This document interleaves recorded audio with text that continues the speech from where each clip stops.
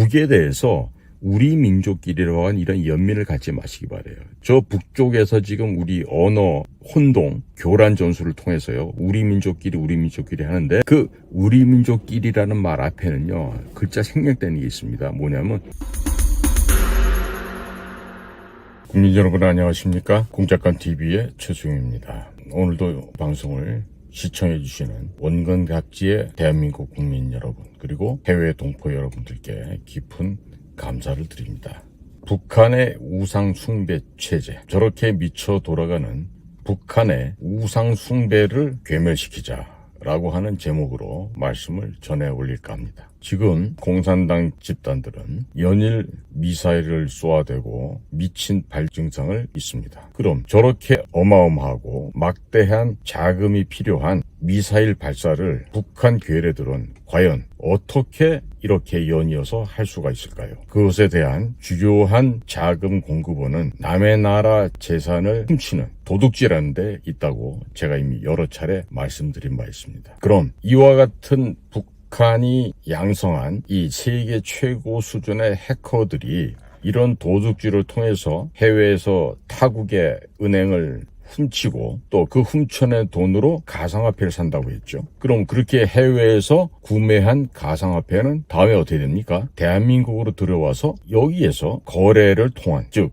대한민국 국내에 있는 가상화폐 거래소에서 그렇게 훔쳐내서 구입한 그런 암호화폐들을 판매를 하죠.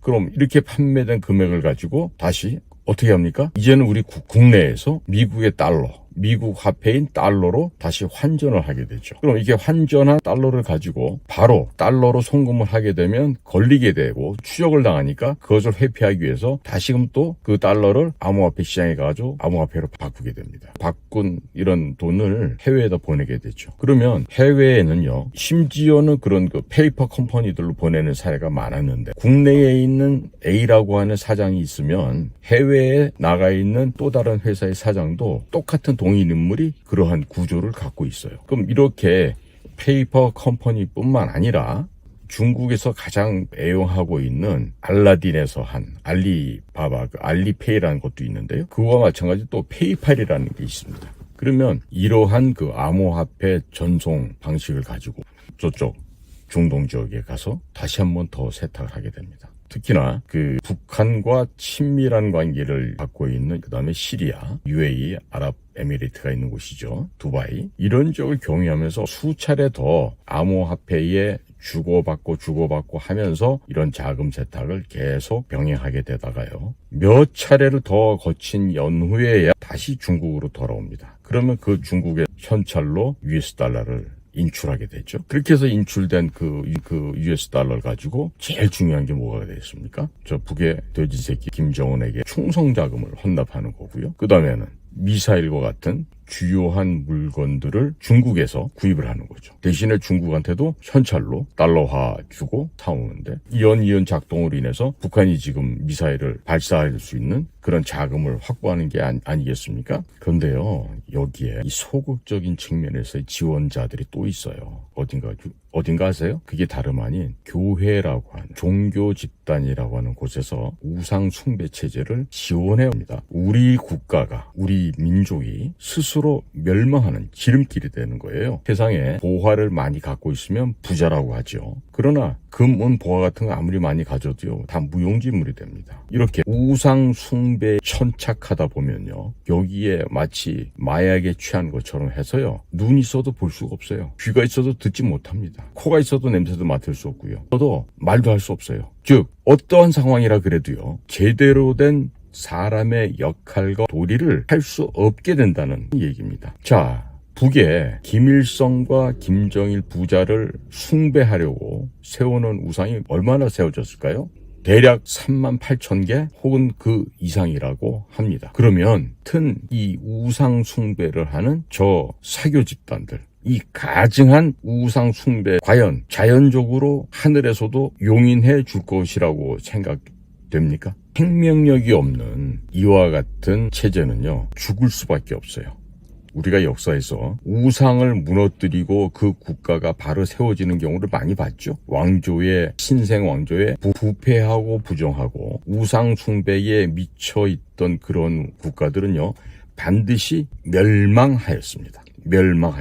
그렇기 때문에 이 대한민국이 하고 있는 우리 한반도에서도요, 남쪽, 북쪽 있는 또아리 들고 있는 이 독사보다 더한 이 주사파 집단들은요, 어떻게 됩니까? 반드시 제거되어야 하고 망해 버려야 합니다. 그래서 이 대한민국에요, 이 교회들이 참 많잖아요. 하나님의 말씀도 전하고 뭐 복음을 통해서 뭐 남북한의 통일을 한다는 이런 얘기를 하는데요. 이러한 우리 한국의 교회가 북한의 본질을 꿰뚫어서 정확히 보지 못하면요, 그냥 당하고 맙니다. 우리 고등학교 시절에 공도동망 말 배운 적 있죠? 공도동망. 함께 같이 망한다는 뜻이죠. 그런데 이러한 북의 가증스러운 거짓의 이 우상 숭배 체제를 무엇 때문에 대한민국의 교회가 지원을 해 주어야만 한다는 것입니까? 앞으로는요, 이러한 인도적 지원이라고 하는 이 명분 하에 분식하고 회치라는 이와 같은 생각은요, 반드시 중단되어야 될 뿐만 아니라 해서는 안 되는 것입니다.